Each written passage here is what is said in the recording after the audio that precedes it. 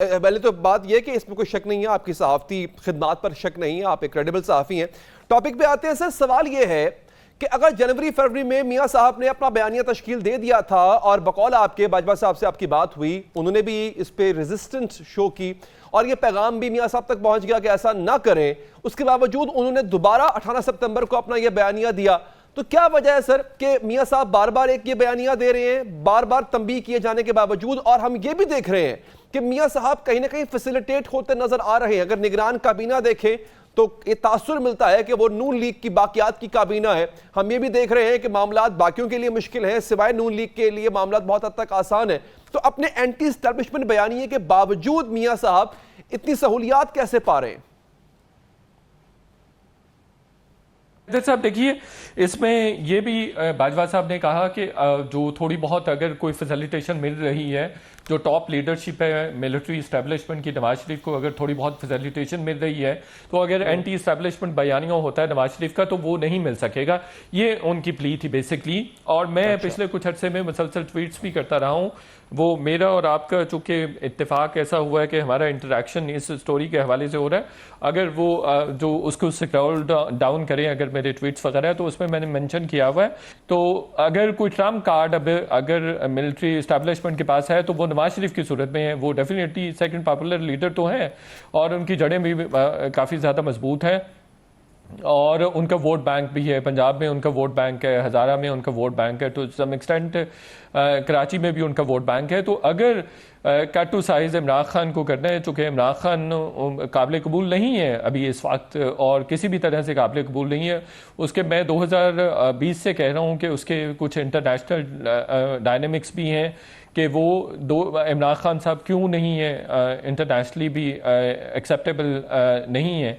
तो उसके कुछ रीजंस है, वो फिर किसी वक्त डिस्कस करेंगे। तो जो मिलिट्री इस्टेब्लिशमेंट के पास अभी ऑप्शन है वो सिर्फ नवाज शरीफ का है, और अगर नवाज शरीफ को लेके आते हैं तो नवाज शरीफ के थ्रू अगर वो कुछ सीटें, कुछ वोट बैंक और जो सपोर्ट बेस है PMLN की, उसको सिक्योर करने में कामयाब हो जाएंगे तो हो सकते हैं। अदरवाइज उनके पास दूसरा कोई ऑप्शन नहीं है कि इमरान खान साहब को कट टू डाउन किया जाए। जिस पार्टी के खिलाफ क्रैक डाउन हो रहा है, जो 9 मई के वाक़यात में मुलव्वस है, वो पार्टी दोबारा से रीसरफेस नहीं हो सकती। और अगर उसको आपने मेल्ट डाउन करना है या उसको सुपरसीड करना है या करवाना है तो आपके पास PMLN का ऑप्शन है, और PMLN के पास जो ट्रम्प कार्ड है वो नवाज शरीफ का है। गैल्वेनाइज नहीं कर सकेंगे सपोर्ट बेस को अपने, जब तक नवाज शरीफ साहब पाकिस्तान में नहीं आते।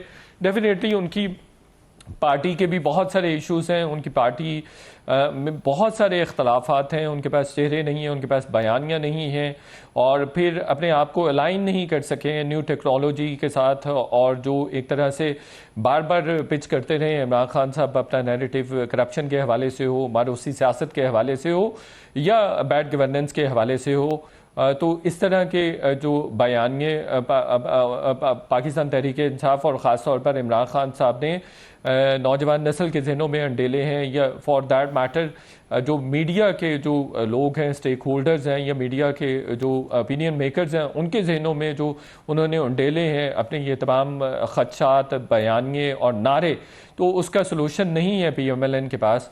तो इन तमाम सूरत हाल को, इन तमाम सिचुएशंस को देखते हुए तो नवाज शरीफ साहब बेटर ऑप्शन थे कि उनको लिया जाता या उनको यहाँ पे ला के फैसिलिटेट किया जाए ताकि वो ओवरकम कर सकें, या अब जो अपनी सपोर्ट बेस है उसको गैल्वेनाइज करके कुछ 70-80 के करीब सीट्स ले जाएं, और फिर जो कोलिशन गवर्नमेंट की सूरत में वो एक हुकूमत बनाते हुए नजर आए। ये एक अलहदा बात है, ये एक अलहदा डिबेट है कि नवाज शरीफ साहब को वज़ीर आज़म बनाया जाएगा या फिर शहबाज शरीफ साहब भी काबिल कबूल होंगे। तो मैं अभी से बता देता हूँ कि शहबाज शरीफ साहब भी काबिल कबूल होंगे। मुझे शहबाज शरीफ साहब भी वज़ीर आज़म नजर आ रहे हैं। ठीक है, शाहिद मिर्ज़ा साहब, आपका बहुत बहुत शुक्रिया, आपने प्रोग्राम के लिए वक्त निकाला।